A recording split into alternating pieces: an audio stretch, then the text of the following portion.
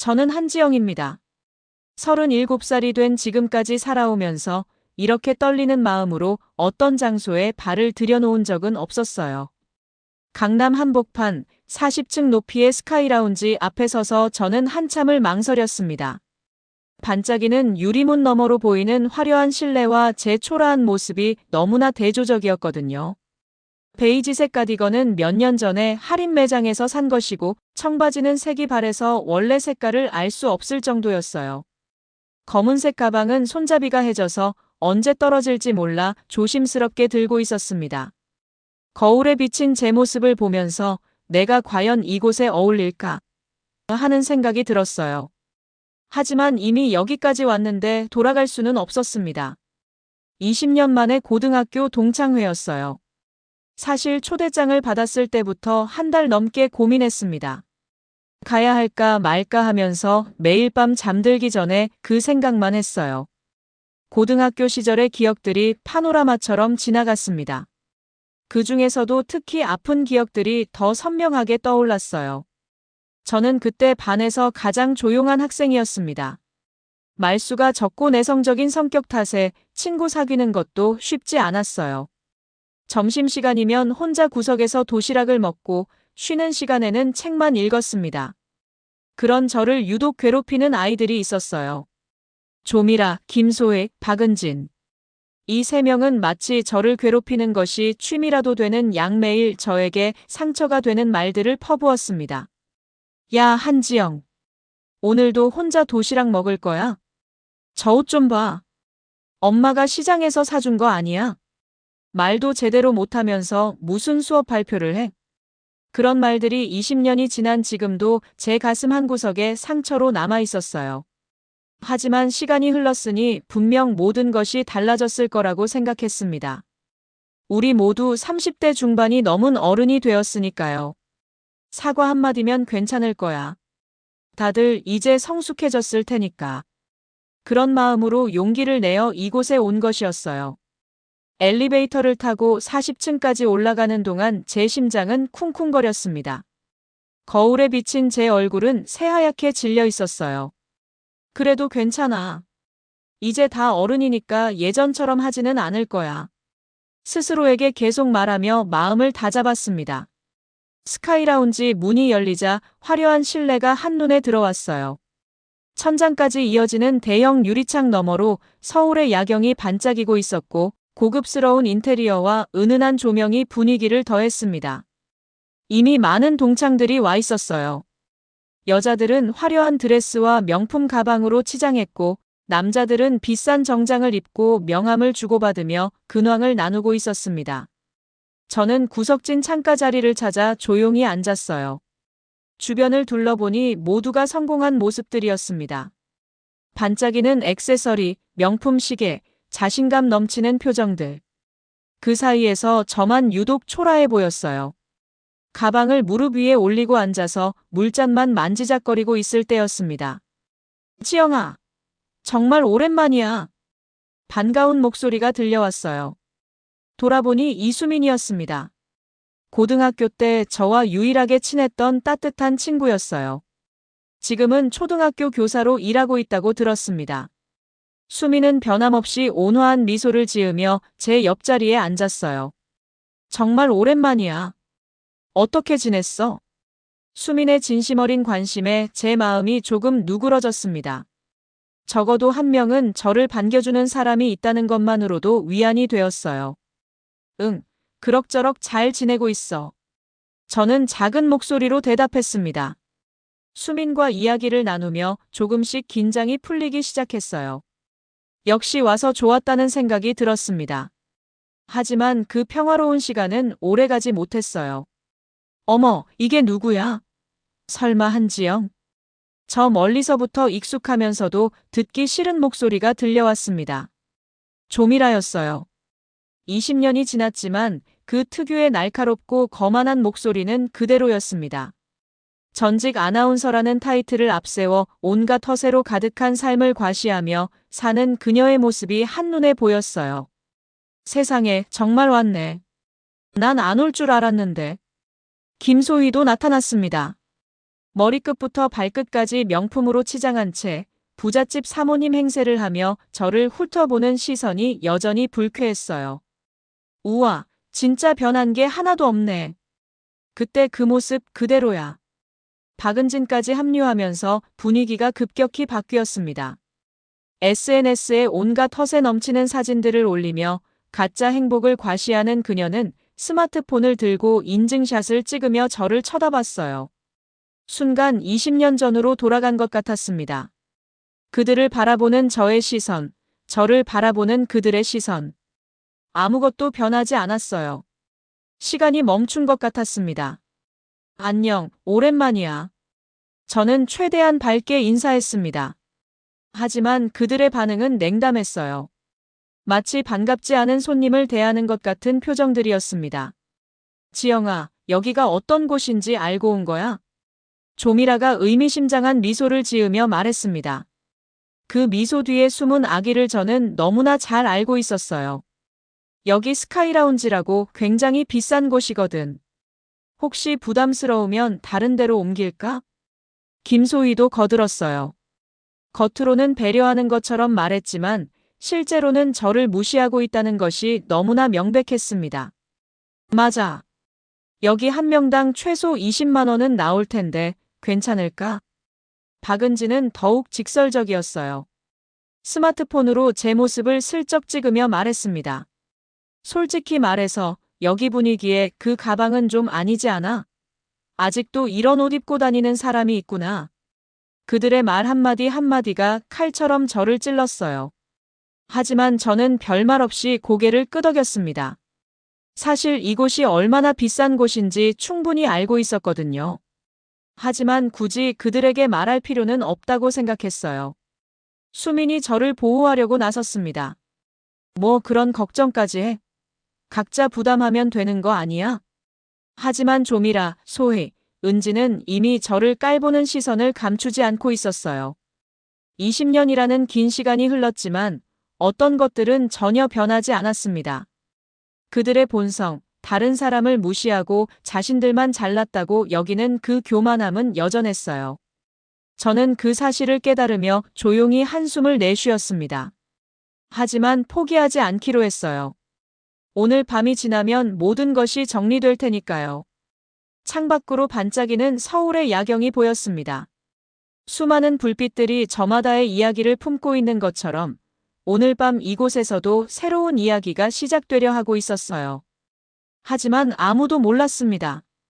이 조용한 여인이 누구인지, 그리고 이 밤이 어떻게 끝날지 말이에요.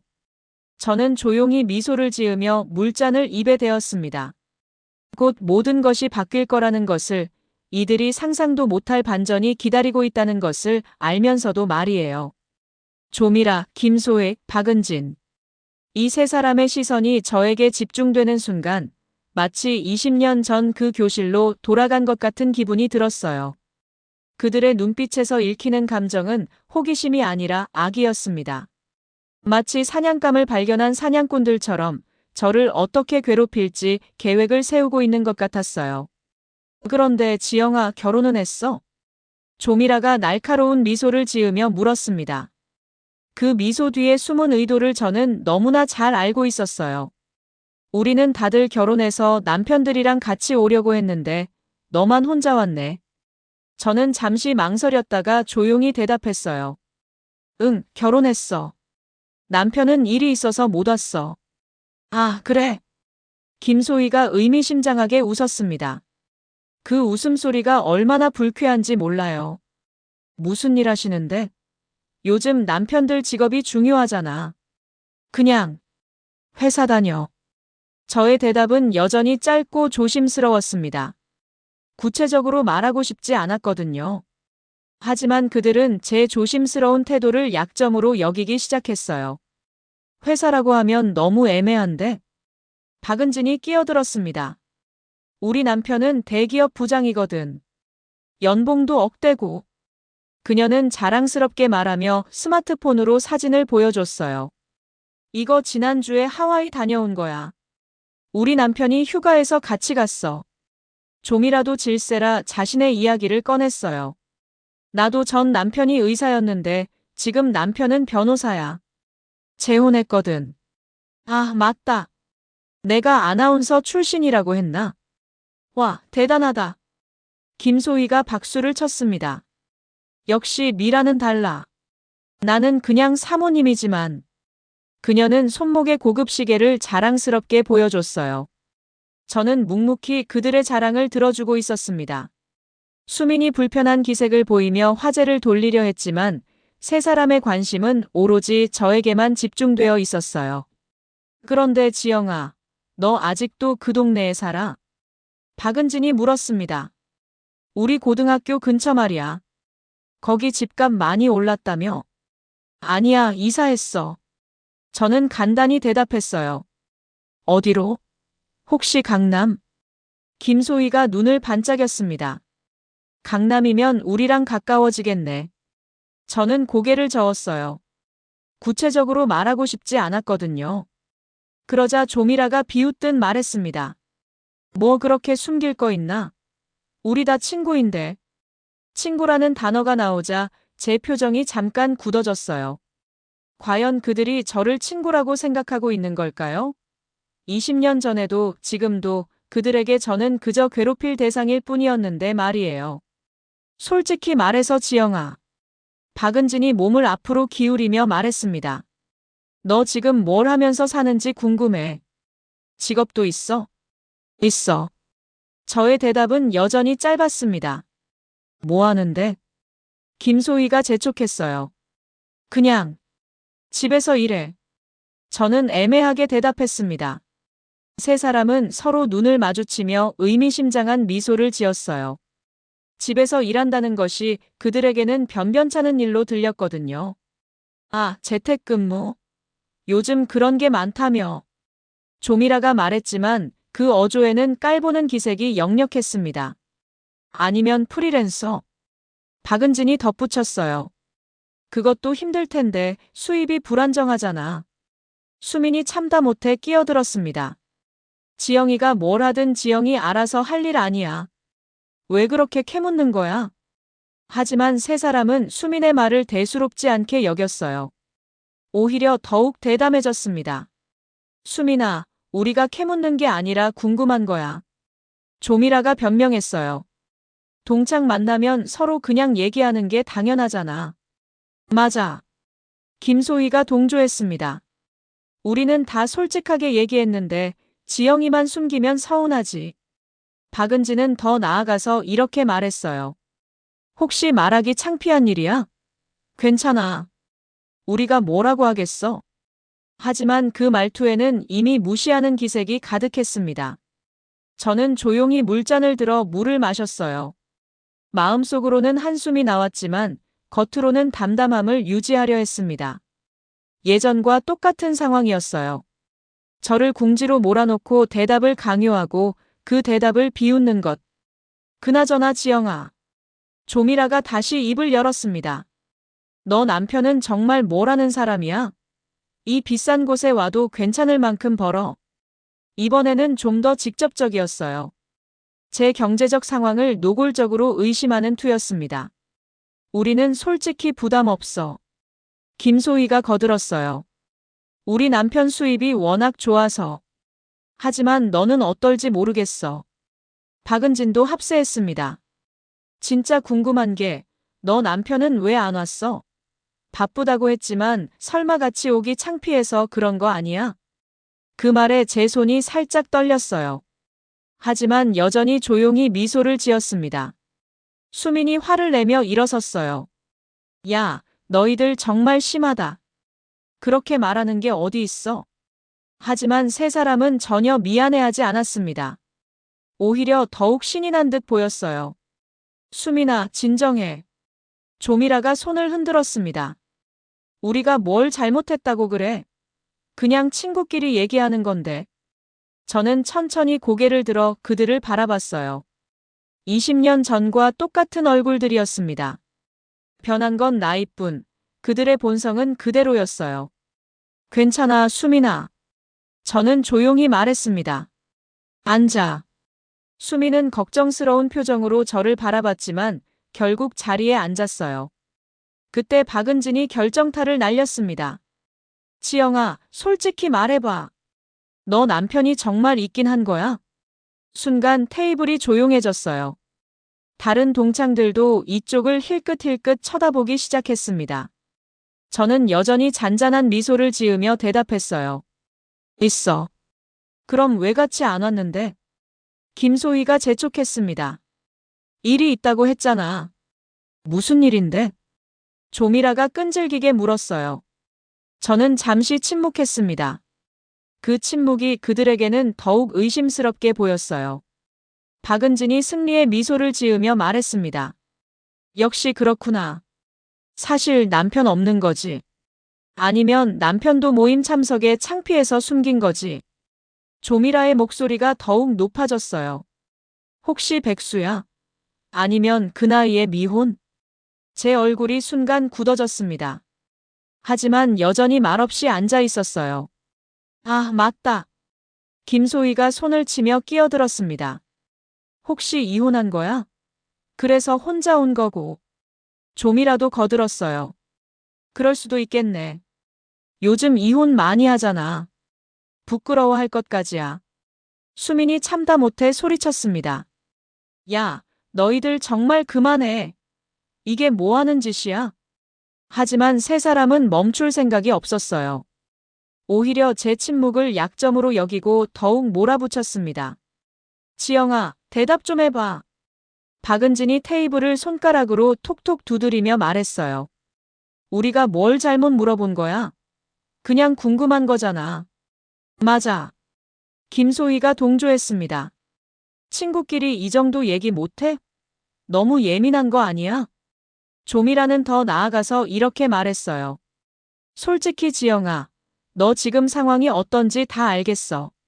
남편 얘기만 나오면 피하고 직업 얘기도 제대로 안 하고. 저는 여전히 조용히 앉아 있었습니다. 하지만 제 눈빛에는 무언가 다른 감정이 스쳐 지나갔어요. 그러게 말이야. 박은진이 신이 나서 계속했습니다.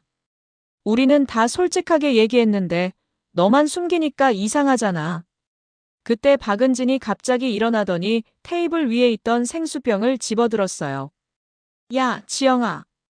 정말 답답하다. 그리고는 그 생수병을 제 머리 위로 쏟아부었습니다. 차가운 물이 제 머리와 어깨를 적시며 바닥으로 떨어졌어요. 순간 온몸이 얼어붙는 것 같았습니다. 머리나 좀 감고 올 걸 그랬지. 박은진이 비웃으며 말했습니다. 주변 사람들이 웅성거렸어요. 누군가는 휴대폰을 꺼내서 동영상을 찍기 시작했습니다. 수민이 황급히 일어나서 제게 다가왔어요. 지영아, 괜찮아? 이게 뭐 하는 짓이야? 하지만 저는 천천히 냅킨을 집어들어 머리와 얼굴에 물기를 닦기 시작했습니다. 그 모습이 너무나 조용하고 차분해서 오히려 더 이상했어요. 조미라와 김소희는 킬킬거리며 웃고 있었습니다.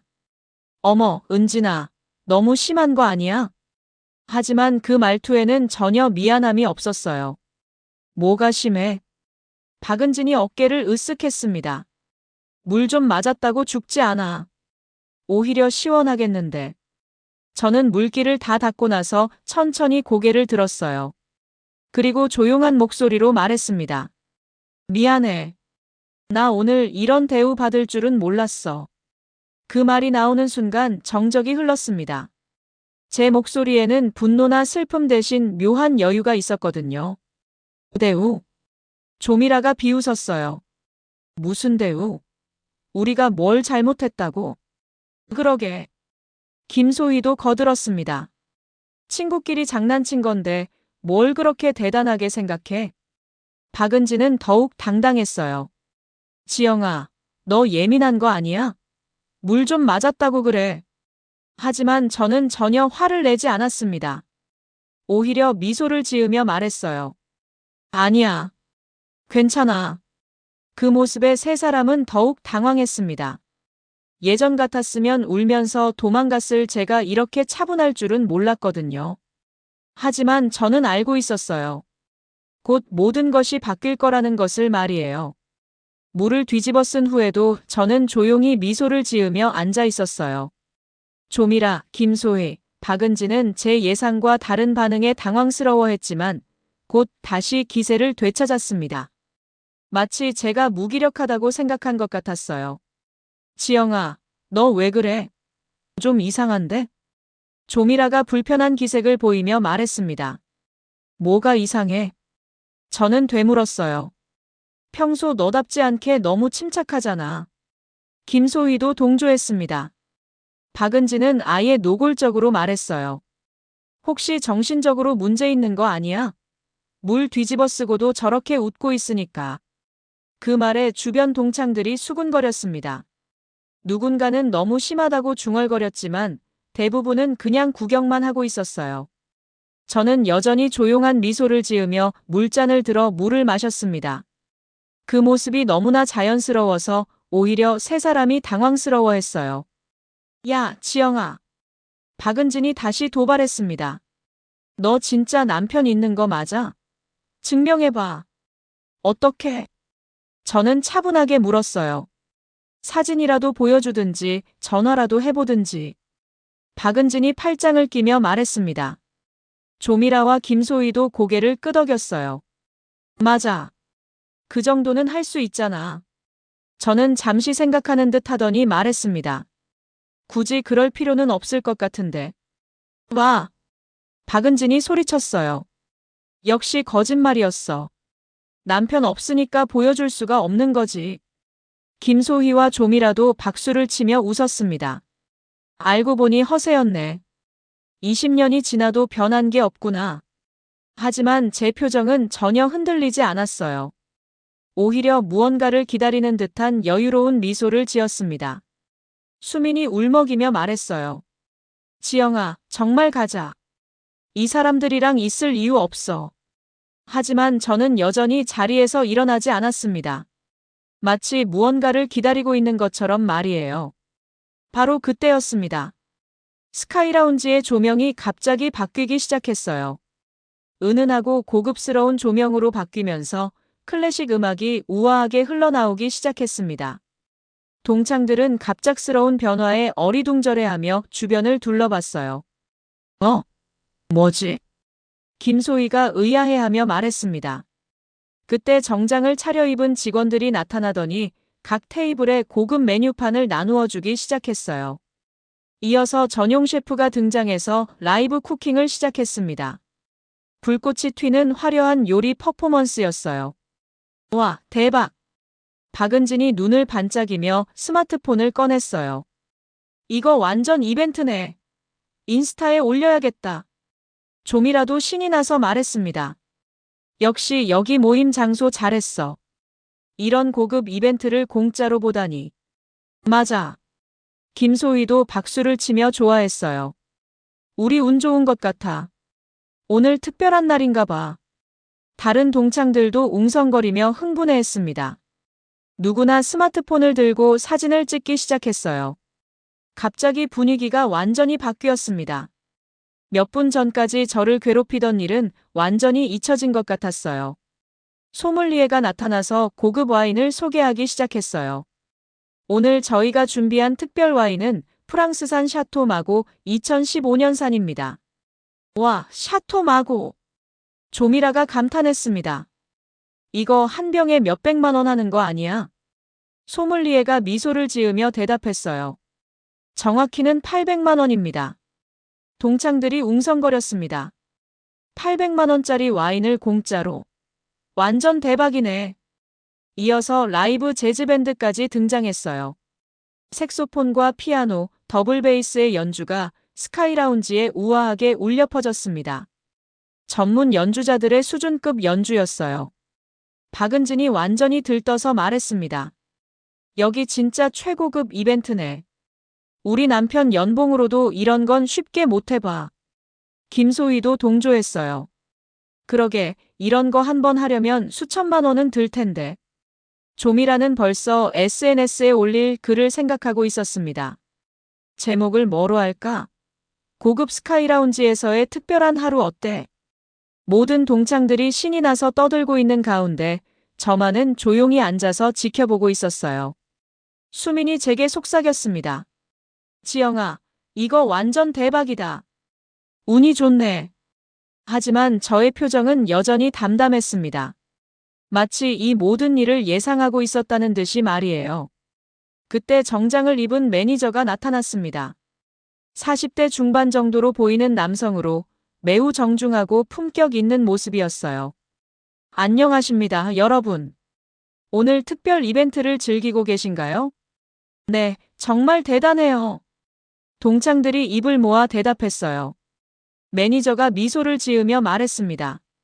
그럼 이제 메인 이벤트를 시작해 보겠습니다. 오늘 저희가 준비한 특별 코스는 그때 다른 직원이 매니저에게 다가와서 뭔가를 속삭였어요. 매니저의 표정이 순간 굳어졌습니다. 잠깐만요. 매니저가 동창들을 향해 말했어요. 죄송하지만 잠시 확인할 일이 있어서. 그리고는 직원들과 함께 어디론가 사라졌습니다. 동창들은 의아해했지만 여전히 들떠 있었어요. 뭐지? 더 큰 이벤트 준비하나? 그런 것 같아. 기대된다. 10분 정도 지나자 매니저가 다시 나타났습니다. 하지만 이번에는 표정이 많이 달랐어요. 손에는 두꺼운 서류 뭉치를 들고 있었습니다. 죄송합니다, 여러분. 매니저가 조심스럽게 말을 꺼냈어요. 오늘 이벤트 관련해서 말씀드릴 게 있습니다. 네, 뭔가요? 조미라가 대표로 물었습니다. 매니저가 서류를 펼치며 말했어요. 오늘 여러분께서 경험하신 프리미엄 이벤트의 총 비용은. 그는 잠시 말을 멈추고 동창들을 둘러봤습니다. 그 짧은 침묵이 무척 길게 느껴졌어요. 1인당 380만 원입니다. 순간 스카이라운지가 조용해졌어요. 동창들의 얼굴이 하얗게 질렸습니다. 뭐라고요? 김소희가 떨리는 목소리로 물었어요. 380만 원입니다. 총 20명이니까. 매니저가 계산기를 두드렸어요. 7,600만 원이 됩니다. 박은진이 벌떡 일어났습니다. 잠깐요. 우리 그런 거 주문한 적 없어요. 맞아요. 좀이라도 소리쳤어요. 우리는 그냥 동창회하러 온 건데. 매니저가 당황하며 서류를 뒤적였어요. 하지만 여기 보시면 프리미엄 코스로 자동 등록되어 있는데. 자동 등록이 뭐예요? 김소희가 화를 내며 말했습니다. 우리 동의도 없이. 다른 동창들도 웅성거리기 시작했어요. 이거 사기 아니야? 380만 원이라니 우리 어떻게 내? 박은진이 매니저에게 따져들었습니다. 이거 서비스 아닌가요? 왜 갑자기 돈을 내라고 해요? 죄송합니다만. 매니저가 난처해하며 말했어요. 저희도 지시를 받은 것뿐이라서. 조미라가 화를 내며 소리쳤습니다. 누구 지시요? 책임자 불러요. 모든 동창들이 패닉 상태에 빠져 웅성거렸어요. 380만 원이면 보통 사람들에게는 큰 돈이거든요.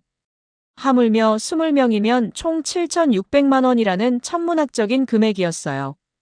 그때 저는 조용히 일어났어요. 모든 시선이 제게 집중되었습니다. 괜찮아요. 저는 차분하게 말했습니다. 제가 처리할게요. 동창들이 어리둥절해했어요. 지영아, 내가 뭘 어떻게 처리한다는 거야? 김소희가 황당해하며 물었습니다. 7,600만 원이라고. 내가 어떻게 그 돈을.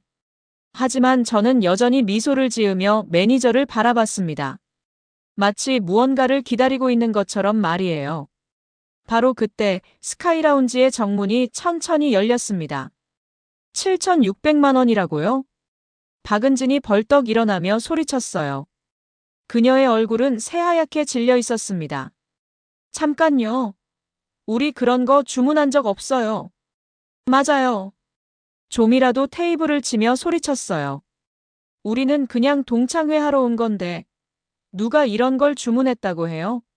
매니저가 당황하며 서류를 뒤적였어요. 하지만 여기 보시면 프리미엄 VIP 코스로 자동 등록되어 있는데. 자동 등록이 뭐예요? 김소희가 화를 내며 말했습니다. 그녀의 목소리가 떨리고 있었어요. 우리 동의도 없이 어떻게 자동으로. 다른 동창들도 웅성거리기 시작했어요. 이거 완전 사기 아니야? 380만 원이라니 우리 어떻게 내? 집 한 달 생활비가 380만 원인데. 분위기가 급격히 험악해졌습니다. 몇 분 전까지 신이 나서 떠들던 사람들이 이제는 공포에 질려 있었어요. 박은진이 매니저에게 다가가며 따져들었습니다. 이거 서비스 아닌가요? 우리가 요청하지도 않은 건데 왜 갑자기 돈을 내라고 해요? 죄송합니다만. 매니저가 식은땀을 흘리며 난처해했어요. 저희도 위에서 지시를 받은 것뿐이라서. 누구 지시요? 조미라가 화를 내며 소리쳤습니다. 책임자 당장 불러요. 이게 말이 돼요? 김소희는 이미 울먹이기 시작했어요. 380만 원. 우리 가족 한 달 생활비인데. 어떻게 내요? 모든 동창들이 패닉 상태에 빠져 웅성거렸어요. 누군가는 휴대폰을 꺼내서 변호사에게 전화를 걸려고 했고, 누군가는 소비자 보호원에 신고하겠다고 소리쳤어요. 이건 명백한 사기예요. 경찰 신고해야 해. 우리 다 같이 고발합시다. 그 아수라장 같은 상황에서 저는 조용히 일어났어요. 모든 시선이 제게 집중되었습니다. 저의 차분한 모습이 그들에게는 더욱 이상하게 보였을 거예요. 괜찮아요. 저는 차분하게 말했습니다. 제가 처리할게요. 동창들이 어리둥절해했어요. 지영아, 내가 뭘 어떻게 처리한다는 거야? 김소희가 황당해하며 물었습니다. 7,600만 원이라고. 내가 어떻게 그 돈을. 좀이라도 믿을 수 없다는 표정으로 말했어요. 설마 내가 그 큰 돈을 낼 수 있다는 거야? 아까까지 집에서 일한다며? 박은진은 더욱 직설적이었어요. 지영아, 정신 차려. 7,600만 원이야. 너 같은 사람이 어떻게. 하지만 저는 여전히 미소를 지으며 매니저를 바라봤습니다. 마치 무언가를 기다리고 있는 것처럼 말이에요. 바로 그때 스카이라운지의 정문이 천천히 열렸습니다. 한 남성이 들어왔는데 그 순간 놀라운 일이 벌어졌어요. 스카이라운지에 있던 모든 직원들이 일제히 허리를 90도로 구부리며 인사를 했습니다. 이 회장님, 어서 오십시오. 매니저를 비롯한 모든 직원들의 목소리가 한 목소리로 울려 퍼졌어요. 심지어 미슐랭 스타 셰프까지 정중하게 인사를 했습니다. 동창들은 갑작스러운 상황에 입을 떡 벌리고 그 남성을 바라봤습니다. 그는 40세 정도로 보이는 남성이었어요. 값비싸 보이는 정장을 입고 있었지만 전혀 거만해 보이지 않았습니다. 오히려 소탈하고 온화한 인상이었어요. 하지만 그의 등장만으로도 스카이라운지 전체의 분위기가 완전히 바뀌었습니다. 마치 황제가 나타난 것 같은 경외심이 느껴졌어요. 회장님? 조미라가 눈을 크게 뜨며 중얼거렸습니다. 김소희도 입을 벌리고 있었어요. 저 사람이 회장이라고? 박은진은 급히 스마트폰을 꺼내들며 몰래 사진을 찍으려 했습니다. 완전 대박. 진짜 회장을 여기서 보다니. 하지만 그들이 더욱 놀란 건 그 다음이었어요. 그 남성이 천천히 제가 앉아있는 테이블로 걸어오기 시작한 것입니다. 저기, 이쪽으로 오고 있어. 수민이 작은 목소리로 말했어요. 동창들은 모두 긴장한 표정으로 그를 바라봤습니다. 혹시 제가 무슨 문제를 일으킨 건 아닌지, 아니면 계산 문제로 우리를 찾아오는 건 아닌지 걱정이 되었거든요. 그런데 그 남성은 제 앞에 서더니 부드럽고 따뜻한 미소를 지었습니다. 늦어서 미안해, 자기야. 그리고는 자연스럽게 제 옆자리에 앉았어요. 제가 그를 위해 비워둔 자리에 말이에요. 저도 미소를 지으며 대답했습니다. 괜찮아요. 일 끝났어요? 응, 이제 끝났어. 그가 제 손을 자연스럽게 잡았습니다. 그 모습이 얼마나 자연스럽고 다정해 보이는지 몰라요. 그 순간 동창들의 입이 떡 벌어졌어요. 조미라가 떨리는 목소리로 물었습니다. 지영아. 저분이 혹시. 저는 조용히 고개를 끄덕였어요. 제 남편 이준혁이에요. 스카이라운지가 완전히 조용해졌습니다. 아무도 말을 할 수 없었어요. 마치 시간이 정지된 것 같았습니다. 이준혁이 동창들을 향해 정중하게 인사했습니다. 안녕하세요. 지영의 남편 이준혁입니다. 늦어서 죄송해요. 그의 인사에도 동창들은 제대로 대답하지 못했어요. 너무 충격적이었거든요. 김소희가 겨우 정신을 차리고 떠듬거리며 물었습니다.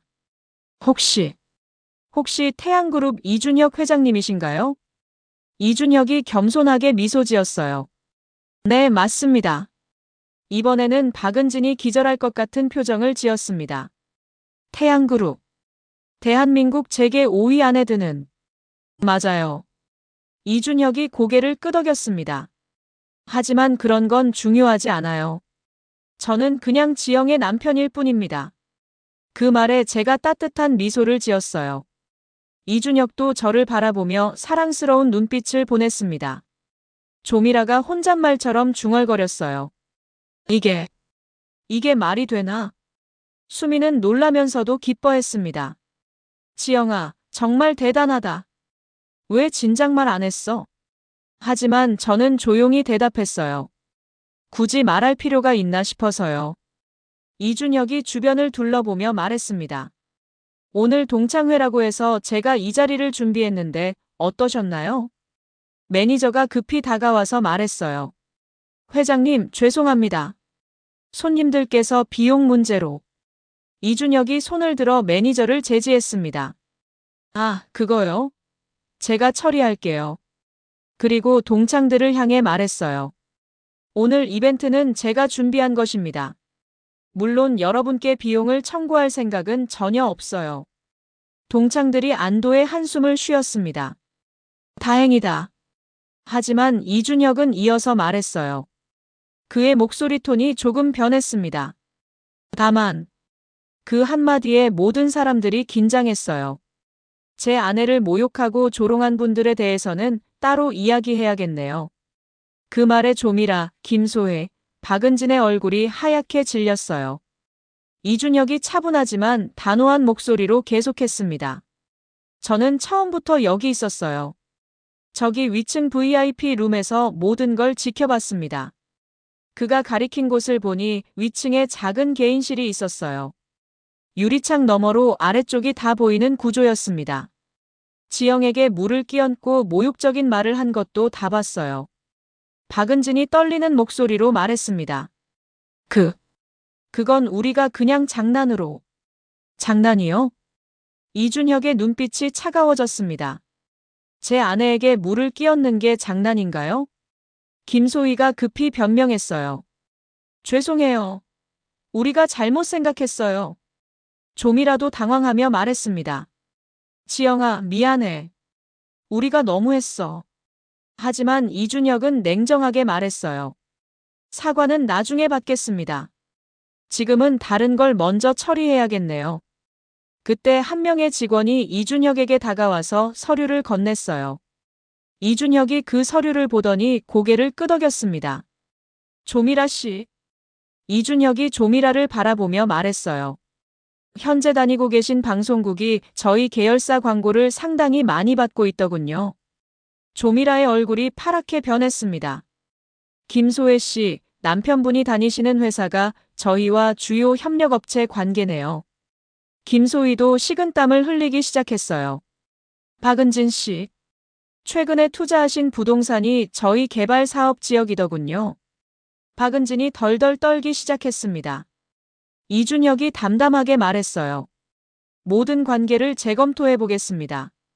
그 말에 세 사람은 완전히 패닉 상태가 되었어요. 모든 관계를 재검토해 보겠습니다. 이준혁의 차갑고 단호한 선언이 떨어지는 순간 세 사람은 완전히 절망에 빠졌어요. 조미라, 김소혜, 박은진의 얼굴에서 모든 혈색이 사라졌습니다. 회장님. 조미라가 떨리는 목소리로 말을 꺼내려 했지만 이준혁이 손을 들어 제지했습니다. 아직 말 다 안 끝났어요.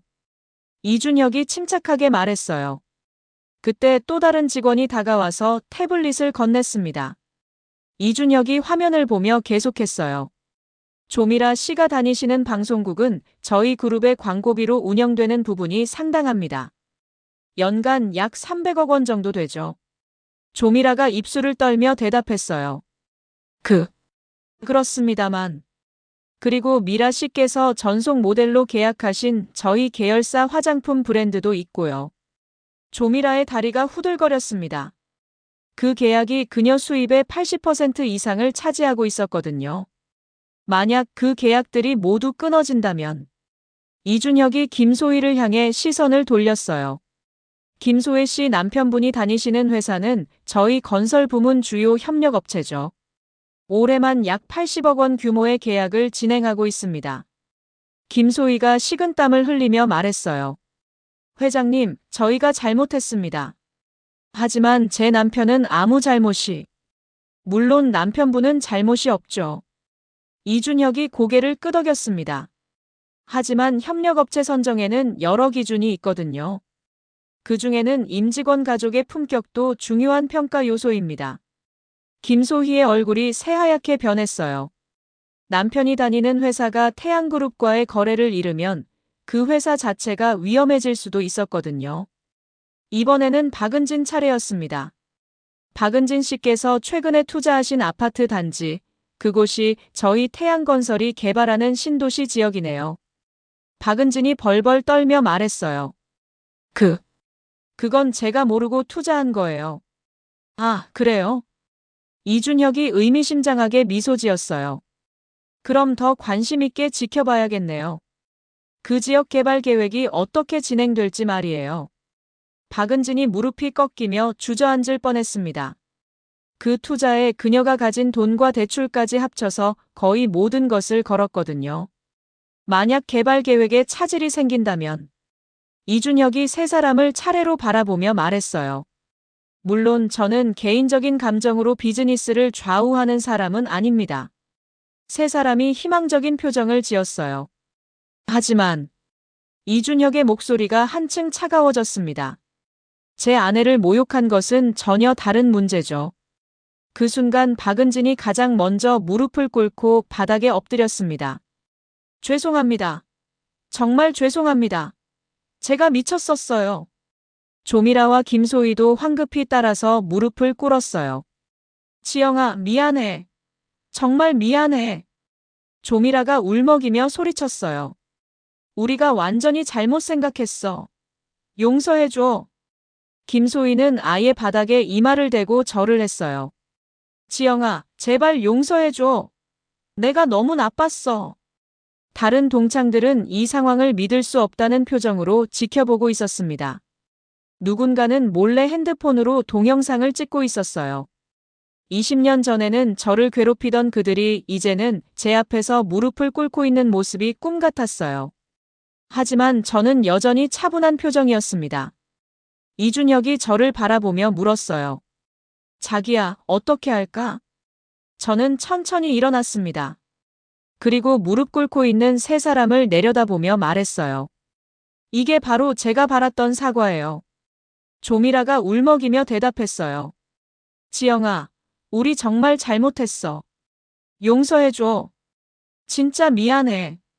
김소희도 눈물을 흘리며 말했습니다. 우리가 고등학교 때부터 너한테 너무 심했어. 정말 후회해. 박은진은 아예 바닥에 이마를 대고 절을 했어요. 제발 용서해줘. 내가 너무 나빴어. 하지만 저는 고개를 저었습니다. 진짜 사과는 무릎 꿇는 게 아니에요. 달라진 마음과 행동에서 나와야 하는 거죠. 그 말에 세 사람이 고개를 들었어요. 저는 계속 말했습니다. 20년 전에도 오늘도 여러분은 똑같았어요. 힘이 없다고 생각하면 조롱하고 힘이 있다고 알면 무릎을 꿇고. 조미라가 변명하려 했지만 저는 손을 들어막았어요. 저는 여러분이 무릎 꿇는 모습을 보고 싶었던 게 아니에요. 그냥 진심으로 미안하다고 그리고 앞으로는 그러지 않겠다고 말하는 걸 듣고 싶었을 뿐이에요. 이준혁이 제 말에 고개를 끄덕였습니다. 역시 자신이 사랑하는 여인답다고 생각했어요. 저는 마지막으로 말했습니다. 하지만 여러분은 여전히 모르는 것 같으니까 조금 더 시간이 필요할 것 같네요. 그리고 이준혁의 손을 잡고 일어났어요. 우리가요. 이준혁이 고개를 끄덕이며 일어났습니다. 그리고 매니저에게 말했어요. 오늘 비용은 제가 모두 처리하겠습니다. 하지만 앞으로 이 세 분은 저희 시설 이용을 금지해 주세요. 알겠습니다, 회장님. 이준혁이 동창들을 향해 정중히 인사했어요. 오늘 좋은 시간 되셨기를 바랍니다. 지영과 좋은 추억 있으신 분들과는 언제든 다시 뵙고 싶네요. 수민이 일어나서 말했어요. 지영아, 정말 축하해. 행복하게 살아. 저는 따뜻하게 미소 지으며 대답했어요. 고마워, 수민아. 너도 행복하게 지내. 저와 이준혁이 손을 잡고 스카이라운지를 나가는 동안 세 사람은 여전히 바닥에 무릎을 꿇고 있었습니다. 다른 동창들은 그들을 바라보며 수군거렸어요. 저 사람들 진짜 너무했어. 지영이가 저런 남편이 있는 줄 몰랐네. 태양그룹 회장이라니. 조미라가 떨리는 목소리로 중얼거렸어요. 우리 어떡하지? 김소희도 울먹였습니다. 내 남편 회사 망하는 거 아니야? 박은지는 아예 바닥에 엎드린 채 울고 있었어요. 내 투자금 다 날아가는 거야? 하지만 이미 늦었습니다. 그들이 20년 동안 뿌린 씨앗을 이제 거둬야 할 시간이 온 거죠. 몇 달이 지났습니다. 제 예상대로 상황은 빠르게 변화하기 시작했어요. 조미라가 다니던 방송국에서 첫 번째 연락이 왔습니다. 미라 씨, 죄송하지만 광고주 측에서 모델 교체를 요청했어요. 프로듀서의 목소리는 차갑기만 했습니다. 계약 해지 통보서를 보내드릴게요. 조미라는 떨리는 목소리로 물었어요. 혹시 이유를 알 수 있을까요? 글쎄요. 저희도 자세한 사정은 모르겠지만 위에서 내려온 지시라서요. 전화를 끊고 난 조미라는 허탈하게 소파에 주저앉았습니다. 그 계약이 없어지면 그녀의 수입은 절반 이하로 줄어들 거였어요. 김소희의 상황은 더욱 심각했습니다. 남편이 직장에서 돌아온 얼굴이 새파랗더니 현관문을 열자마자 주저앉았어요. 여보, 우리 끝났어. 무슨 소리야? 김소희가 놀라서 물었습니다. 회사에서 갑자기 프로젝트 중단 통보가 왔어. 태양그룹에서 계약을 일방적으로 해지한다는 거야. 그게 무슨... 그뿐만 아니야. 다른 협력업체들도 줄줄이 계약을 끊는데 업계에서 우리 회사를 아예 퇴출시키려는 것 같아. 김소희의 다리가 후들거렸어요. 남편의 회사가 망하면 그들의 화려한 생활은 모두 끝나는 거였거든요. 박은진의 경우는 더욱 참담했습니다. 부동산 투자 상담사에게서 온 전화는 절망적이었어요. 은진 씨, 그 지역 개발 계획이 전면 백지화됐어요. 뭐라고요? 태양건설에서 갑자기 개발을 포기한다고 발표했거든요. 그 지역 땅값이 폭락할 거예요. 그럼 제 투자금은? 최소 80%는 손실 각오하셔야 할 것 같아요. 박은진은 전화기를 떨어뜨렸습니다. 그녀가 가진 전 재산을 투자한 돈이었거든요. 세 사람은 각자의 절망 속에서 같은 생각을 했어요. 지영이에게 사과해야 해. 하지만 이미 늦었습니다. 이준혁의 조치는 신속하고 냉정했거든요. 며칠 후 조미라가 제게 전화를 걸어봤지만 받지 않았어요. 문자 메시지도 읽음 표시만 뜰 뿐 답장은 없었습니다. 김소희는 제 집까지 찾아갔지만 경비원이 막았어요. 죄송합니다. 방문자 신청이 없으시면 들어갈 수 없습니다. 제발요. 친구를 만나야 해요. 하지만 경비원은 완강했습니다. 규정이에요. 죄송합니다. 박은진은 아예 태양그룹 본사까지 찾아갔어요. 하지만 로비에서부터 제지당했습니다. 약속 없이는 면회 불가능합니다. 제발 이준혁 회장님께 전해주세요. 제가 사과하러 왔다고. 하지만 직원들은 냉담했어요. 그런 전달 사항은 받을 수 없습니다. 그로부터 몇 달 더 지난 따뜻한 봄날, 저는 수민과 함께 한강공원 근처 작은 카페에 앉아 있었어요. 정말 좋아 보인다. 수민이 저를 바라보며 말했어요. 표정이 완전히 달라졌어. 저는 따뜻한 미소를 지었습니다. 그래, 나도 그런 것 같아. 이제야 진짜 내가 된 기분이야. 준혁 씨는 어때? 요즘도 바쁘셔? 응, 바쁘긴 한데 예전보다는 일찍 들어와. 나랑 시간 보내려고 노력하거든. 그때 카페 입구로 한 사람이 들어왔습니다. 편의점 유니폼을 입은 박은진이었어요. 은진은 저와 수민을 보자 잠시 멈칫했습니다. 하지만 곧 용기를 내어 다가왔어요. 치영아, 수민아. 저희가 고개를 돌려 은진을 바라봤습니다. 은진의 모습은 많이 초라해져 있었어요. 화장기 없는 얼굴에 피곤함이 역력했습니다. 앉아. 제가 먼저 말했어요. 은진이 망설이다가 자리에 앉았습니다. 지영아, 나 정말 미안해. 은진이 고개를 숙이며 말했어요. 그때 내가 너무 심했어. 물 끼얹고 그런 말들 하고. 나 정말 후회해. 매일 후회하고 있어. 저는 은진을 바라보며 물었어요. 진짜로? 응, 진짜야. 그럼 앞으로는 어떻게 살 거야? 은진이 잠시 생각하더니 대답했어요. 열심히 일하면서 다른 사람한테 상처 주지 않고 살고 싶어. 저는 그제야 진심 어린 미소를 지었어요. 은진아, 그거면 돼. 진짜 사과는 말이 아니라 행동이니까. 은진이 눈물을 글썽이며 말했어요. 고마워, 지영아. 너 같은 친구를 가져서. 저는 은진의 어깨에 손을 올렸어요. 다시 시작하면 돼. 그 순간 저는 깨달았어요. 진정한 복수는 상대를 무너뜨리는 것이 아니라 그들이 진정으로 반성하고 변화할 수 있도록 기회를 주는 것이라는 걸. 과거의 상처는 남아있지만 그 상처를 치유하는 건 통쾌한 복수가 아니라 진심 어린 용서와 성장이었어요. 저는 이제 정말로 자유로워졌습니다.